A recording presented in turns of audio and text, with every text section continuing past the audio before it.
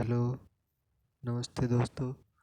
आज मैं आपके लिए हिंदी के कुछ ऐसे प्रश्न लेकर आया हूँ जो उत्तर प्रदेश की आने वाली भर्तियों के लिए अति आवश्यक साबित हो सकते हैं आपके लिए।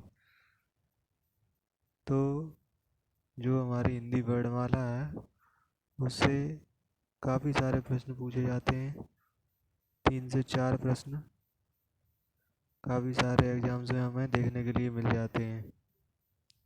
तो आइए शुरू करते हैं हिंदी वर्णमाला के कुछ महत्वपूर्ण प्रश्न।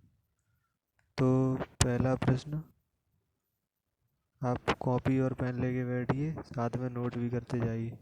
पढ़ने के साथ साथ आपके नोट्स भी तैयार हो जाएंगे जो आपको एग्जाम के समय रिवाइज करने के लिए काम आएंगे। तो इसलिए शुरू करते हैं।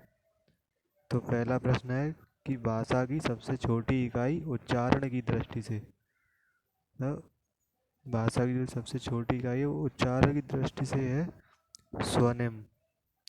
कौन सी है? स्वनिम। भाषा की सबसे छोटी मौखिक इकाई, मतलब जब हम बोलते हैं तब भाषा की सबसे छोटी इकाई कौन सी है? वो है ध्वनि। कौन सी है?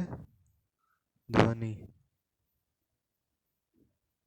और अगला प्रश्न है कि भाषा की सबसे छोटी लिखित इकाई। लिखित इकाई यानी कि लिखने की शुरुआत कहाँ से होती है? तो वर्ड ही तो पहले लिखते हैं हम लोग।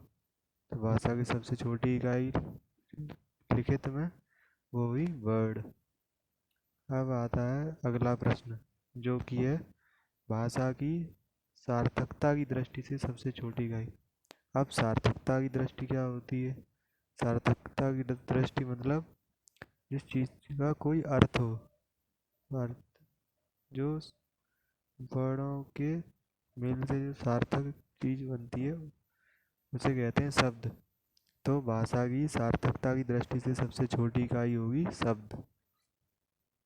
अगला प्रश्न है कि भाषा की सबसे छोटी व्याकरणीय पूर्णता की दृष्टि में, सबसे छोटी इकाई व्याकरणीय पूर्णता की दृष्टि में वो कौन सी होगी? वो होगी वाक्य। तो अब आता है कि व्याकरणीय पूर्णता क्या होता है। व्याकरणीय पूर्णता मतलब जिसमें वर्ड हो, शब्द हो और मात्राएं हो और एक अर्थ हो, उसे कहते हैं वाक्य।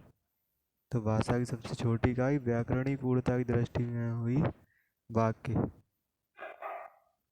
तो ऐसे ही कुछ प्रश्न मैं आपके लिए फिर से लेकर आऊँगा जो आपको बहुत काम आएंगे। इसलिए इस क्लास को ज्वाइन करते रहिए और पढ़ते रहिए। धन्यवाद।